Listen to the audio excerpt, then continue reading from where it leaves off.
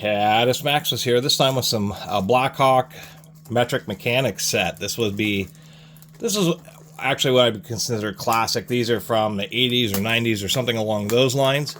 As you can see, I lucked out.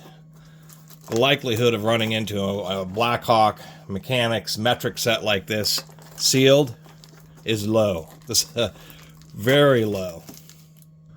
But surprisingly enough, I don't do super great at estate sales, but I did pick this up at an estate sale. Surprisingly enough, for 20 bucks, but I bought a few other items, so I think I got an extra discount on it. Kind of an interesting, it was one of those living estate sales, and they're always kind of funny because, I mean, a living estate sale, somebody, like a garage sale, but somebody's selling everything in their house. This was an odd one because it was at the edge of town, and really what was happening is the guy was all bent out of shape because he just had tons of stuff. And, you know, one of those kind of edge of town, right at the edge of the country places where there just was tons of equipment and old trucks and, you know, one of those kind of places. And my local city had been expanding their urban growth boundary. When that happens and it encompasses properties that are right at the edge of the line, all of a sudden you get hit with a whole bunch of city taxes when you were just paying county taxes. And this guy was like, you know, retiree and was just totally bent out of shape and was selling everything, selling his property and leaving the state. So he was just trying to get rid of basically a lifetime's worth of stuff. I bought some old drills and that kind of thing. But in digging around, ended up running into this metric set. 7 through 22 millimeter, no skips on shortwell. These are 6.3/8 inch drive, as well as an 8-piece set of deep well, 10 through 15, no skips, and then a 17 and 19. So this is really, you know, there's some GM vehicles and some other brands that use things like 16 and 18 millimeters. But if you're working on, for a vast majority of vehicles, Japanese, Fords, Chryslers, this is a pretty optimum set, and you're going to run into 17 and 19s far more than 16 or 18s. So oddly enough, besides the story of the angry living estate sale that I bought these from, Blackhawk's been around more than 100 years. Actually, interestingly enough, in the 1920s, they were sued by Walden over various trademark and patent infringements. Walden ended up losing out. Blackhawk continued to make hand tools through the 1950s. And then a new CEO or owner, I don't know if it was owners or new CEO, basically wanted to get out of the hand tool business and ended up selling Blackhawk to New Britain. So that was like kind of the interim period for Blackhawk. And then when New Britain ended up going under, Stanley Proto ended up buying a lot of New Britain's brands. So that's where a lot of the New Britain brand tools went. These, I don't know if this particular set, I believe that this was made when they were still owned by New Britain, because once they went with Proto, they still had this 8924M set, but it said Blackhawk and Black by Proto on it. So I think these were made by New Britain, but within a few years of them going out of business. And so, of course, they're owned by Proto. These are about the same vintage as this Proto 5200M set that I had done a video about a while ago. Enough talking. Most of these sockets, they have reasonably decent roll stamping, kind of light, but, you know, they're reasonable. Not super easy to see the sizing. We can still see the USA on there. One thing I will point out is there's a little bit of inconsistency. Like we can see on this socket, we do have little divots, but they are not fluted, but we have retention divots. And as I was looking through these, I thought, oh, these are all pretty good. I got up to this, this one. There's one of these sockets in here that does not have the divots, but that's okay. Another thing we can see is that the chrome's really shiny on the outside, but it has this kind of, you know, more dull finish on the inside. That ends up happening when lots of chrome, they will actually pre-plate with copper and then apply the chrome to it so it attaches better. A lot of times you'll get this finish where they didn't pre-plate the interior of the socket, which makes sense. You know, that's where it's going to get all beat up. As far as how well fitment, they're actually pretty darn tight, and that's one of the things I liked about it. We can see if we put in this fastener here, it can barely rock around at all. And I measured these. They're within 1/4 of a millimeter of their nominal size. Even if we go down to this 12 millimeter here, they're a little hard to actually get out of this tray. This is a toolbox tray, and you would think they'd make it easier to get the sockets out, but there's some dimensional issues.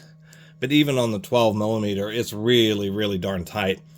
The whole thing about fluted or flank drive type sockets is that it actually allows them to have a slightly looser fit, makes them easier to get on and off fasteners, or fasteners that have been slightly rounded or dinged up, and still apply force to the center of the fastener.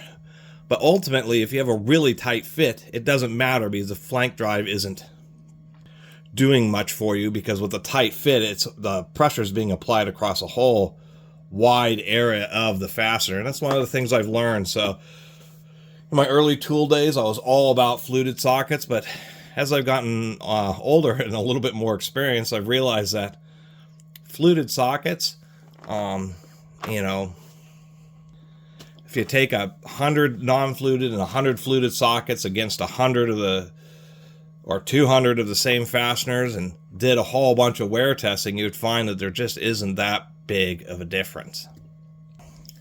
Non-fluted sockets aren't going to strip out is going to be minimal additional risk of them stripping out fasteners more easily than a fluted socket. It's really turns out it's more, I mean, it does have a function, but it's highly diminishing returns versus just having a tightly machined fastener. Other than that, we have our normal deep wells. One thing I was noticing is the smaller deep wells here, or of course a little bit shorter than the larger deep wells. And that's something you do notice. What I found is that it seems about half of manufacturers with their sockets, they're just all the same height, regardless of the size. And some, makes a little bit more sense. The smaller sizes are a little bit shorter than the larger sizes, such as, you know, if we compare the 10 millimeter to this 19 millimeter, we can see that there's a significant height difference. Other than that, just not a whole lot else to say about this set, besides even when you search on Google, there's only a few hits for it. And it's kind of hard to find videos of what socket sets would have looked like in the 80s or even 90s. Basically, before the internet really took off, and particularly before, you know, social media, YouTube, things like that, it's not easy to find a lot of information on these kind of old tools. Really, it's like message boards and forums is where you really find any information. And that's why I make these videos, is just to kind of document this stuff and give people just a bit closer look on what somebody's parents or, you know, decades ago, what it would have been like to have picked up a socket set like this. The most recent prices I found was like some weird site that had 118 bucks listed.